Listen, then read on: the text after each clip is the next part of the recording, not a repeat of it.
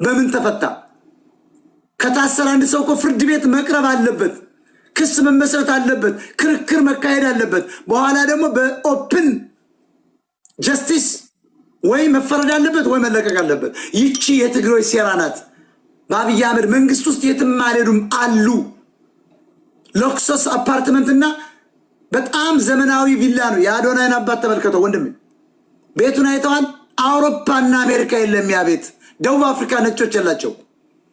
ሂዝ ቢሊየነር ገሎ የመጣ ነው። ተጋዳ ላይ ነው። ማንን የገደለው? አማራን።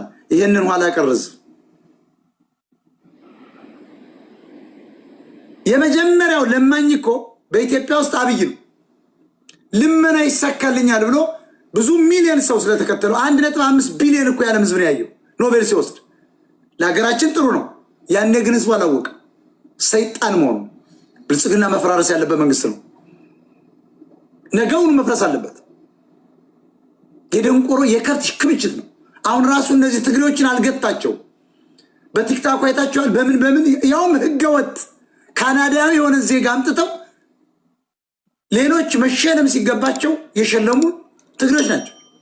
ይህንን ለመካድ ትንፈራገጣለህ ትግሬ። ይህ እኮ ሰብአዊ ከሆንክ እውነተኛ ኢትዮጵያ ትግሬ እኮ ይህን ማመን አለብህ። እውነተኞችማ ተቃውመዋል። እንደውም ህወሓት ነው የወከለው ብለዋል። ግን ልታሸማቂቅ ወጣች። ቴዎድሮስ ከኛ በልተ ከታጋሩ በልተ ምን አባሽ ይበላል ከንጂ ቁልቋል ነው የምታበው ድንጋይ። የአማራን ጤፍ ስታበ ነበር እየጫነች የምትወስጂውን ከጎጃምና ከጎንደር ከሸዋና ከኦሮሚያ ክልል የኦሮሞን በቆሎ ነበር ስትወስጂው ነበር። ሌባ ስለነቃብሽ ነው። አዶናይ ህወሓት ወክሎት ነው እንቅስቃሴ የሲቪል እንቅስቃሴ አድርገው አመፅ አስነስተው እንደ ኔፓል ሊመጡ ነው። ይሄን ደግሞ የኦሮሞ ህዝብ እየሰማ ነው። የአማራ ህዝብ ስማ፣ ጉራጌው ስማ፣ በተለይ ትግሬው ሞት የሰለችህ በትግራይ ህዝብ ወርቅ ሽጠው ቢሊዮነር የሆኑ አውሮፕላንና መርከብ የሰረቁ ለአባይ ግድብ የሰረቀ ትግሬ አይደል ህወሓት እንጂ ሻዕቢያ እንጂ።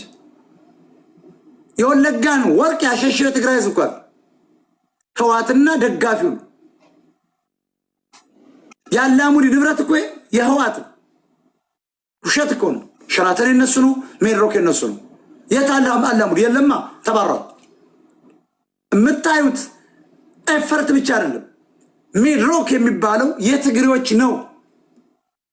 ዛሬ ጠቅላይ ሚኒስትሩ ሚስት የት ናት? ኡጋንዳ ነው። ከፍተኛ ካፒታል እያፈሰሰች ወደ 36 ቢሊዮን ዶላር እያፈሰሰች ነው። ማን? በረከት ስምኦን፣ ክንፈዳኛው፣ እሷ፣ ሌሎችም ምግበ ብዙ ናቸው። ከፍተኛ ገንዘብ ጻድቃን ምናምን። ጻድቃን ማለት እኮ አንድ ተራ ወታደር 2000 ደሞዝተኛ ነው። ራያ ቢራ የሚባል እኮ አላቸው። ሸበጥና ቅማል ይዞ የመጣ ትግሬ እዚህ ደርሷል። እዚህ አስነፍጬ ስናገር ስትንጨረጨር እንዲህ ነው፣ ኮሜዲያን ነው፣ ሞታ ምናምን ነው። ቅናት ነው። ቅናት አይደለም። ቅናትስ ቢሆን አንተ ፎቅ እየሰራ ለምን አልቀር? አንቆሻሻ ስላጋለጥክ ነው ለኢትዮጵያ ህዝብ እየተንደረ እንደኔ ያለ ሚዲያ የለም። በቃ አመን ወያኔ ሻዕቢያ አመን ፈርሳል። እያፈረስኩ አዶናይ ምንድን ነው? ኢኖቬሽን ሰርቷል። ምንድን ነው? ካናዳ አይደለም? ምንድን ነው? ሌባ አይደለም? ምንድን ነው? ዋሾ አይደለም? ምንድን ነው ለወጣቱ የሚያስተምረው? ለምን የሁሉ ትግሬ ተንቀሳቀሰ በዓለም ላይ? አብይን መተው እነሱ ሊገቡ ያቀዱት ከነ ልደቱ አያሌው፣ ዘመነ ካሴ፣ ከነ ተፈራዋ ማን ነው ይሄ ተፈራ ማሞ ጋር ከስሮባቸዋል። ከነ ምሬ ወዳጆ ጋር ካሰራ በቃ። ለዚህ ነው እያለቀሱ አዶናይ ወይኔ ከእንግሊዝ ልመጣ ብሎ ሲያለቅስ ልቅሶ አየው። ለምን አባት አለቅሳል? አዶናይ እኮ ለማኝ ልጅ ነው። አባቱም ዘርፎ ነው። ለማኝ ነው እያልኩ እኮ ነው። ላከብርላ አትፈልግ። ወያኔና ሻዕቢያ ሰርቀው እንጂ ሰርተው አይደለም።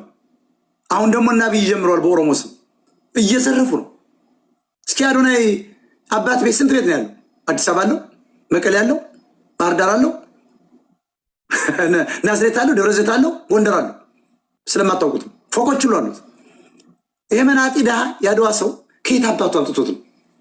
የእሱ አያት እኮ ቁርጥስታ ማርጣ አይተናት እየገፋች። የአማራ እናት ግን የኦሮሞ እናት ግን ቡትቶ ለብሳ እየለመነች። የጉራጌ ሱቅ በደረቴዎች ጠላ ሲሸጡም ተብሎ አረቂያቸው ተረፍቷል። እንጀራ ሲሸጡም በእነሱ ፎቅ ስር ተብሎ ሱቅ በደረት ያሰራም ተብሎ ተባሯል። ጫማ አጠርጋም ተብሎ የደቡብ ልጆች ተባሯል።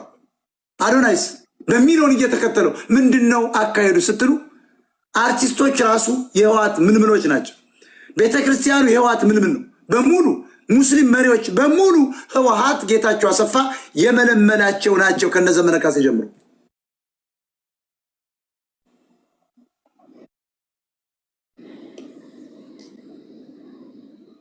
ለዚህ ነው የመጀመሪያው ልመናን ያስተማረ አብይ አህመድ ስለምን ይሳካልኛል። አየው 70% የሀገሪቱን ወጣት ትግሬው፣ አማራው፣ ኦሮሞው ደግፎት እያለ ደቡቡ ያ የመሰለ ኢትዮጵያዊ ተደግፎ ባለም መድረክ ወርቅ ተሸልሞ ምናምን ብሎ ተወዶ ያን ወጣት ወደ ቴክኖሎጂና ወደ ስልጣኔ ማስገባት ሲገባው አብይ መሀይምና ደንቆሮ ስለነበር ወደ ዝርፊያና ወደ ግድያ ነው ሄደው። ወደ ትግሬ ጭፍጨፋ፣ ወደ አማራ ጭፍጨፋ ነው የገባው። ኦሮሚያ ትልቅ እናደርጋለን አየው፣ ግን ኢትዮጵያ ብሎ ነው የመጣው። ኦሮሞ የመንግስት ያንተ ነው አየው፣ ሲመጣ ግን ኢትዮጵያ ነው ብሎ የመጣው። እልም ያለ ኦነግ ነው፣ እልም ያለ ሻዕቢያ ነው። ለዚህ ነው አዶናይ ተፈታ የተባለው። እንደኔ ግን አልታሰረምም አልተፈታም። ሞር ተፈላጊነቱን ሊጨምር ነው። አይተው ከሆነ ማርያምን ደርድሮ ይጨፍር እንትን ይላል። ማርያም ይላል። ገብቶ አይታል። ማርያምና ዳንስ ከየት መጣ? ትግርኛው ብትሰሙ ግደል የሚል ቤቱ ሰምታችሁታል። ጥላቻ ነው የትግርኛው ዘፈን። ከማርያም ጎን ነው። ማርያምን ደርድሯል። ማርያምን የሚያየው ኦርቶዶክሱ ማርያምን ነው የሚያየው። እኛ ፖለቲከኞች ደግሞ የትግሬውን ግጥም ነው የምንሰማ። ሰግጥ ምን ይመስላል? ዓለም አቀፍ የሆነ ኮድ ነው። የትግሬው ወያኔና ሻዕቢያ አጥብቅ ዝጋ ሸግጥ ማለት ነው በአማርኛ። ትግርኛ ቃል ነው። ይሄን እንኳ ያልገባችሁ ኮድ ነው። የወያኔና ሻዕቢያ የኦነጋውያን ኮድ ነው። አጥብቅ፣ ዝረፍ፣ አትፍራ፣ ግደል ማለት ነው። ቀልድበት እንደማለት ነው። ትግሮች ሰግጥ የሚሉ በቃ ምንም አያመጣም አማራ፣ ምንም አያመጣም ኦሮሞ፣ ምንም አያመጣም የተንቤን ትግሬ፣ ምንም አያመጣም ነው እኮ በቃ ኤርትራ ምንም አያመጣም። ብሩኛ ጋር ነው። ሰግጥ ያደራጀ ነው። ቲዲኤፍ እየገባ ነው። የቲዲኤፍ አባል አላ እዚያ ትግሬው አላ አባላቸው 1 ሚሊዮን አባል እኮ አላቸው። አታውቁም እንዴ? 750 ሺህ ነው አባሉ የህወሓት ብቻ። ኤርትራ 2 ሚሊዮን ገብቷል። ከዚያ 500 ሺህ ደጋፊ ነው የአስመራ መንግስት። 200 ሺህ የትልማ 250 ሺህ የትግራይ ልማት ማህበር አባል ነው። ስደምረው 1 ሚሊዮን አባል አለው። ይሄን አባል እኮ አልከሰሰው፣ ንብረቱን አልወሰነበትም አብይ አህመድ። ጠቅላላ እኮ ንብረታቸው እንዳለ ነው። እነሱ አልተከሰሱም። በዓለም ያሸሹ ገንዘብ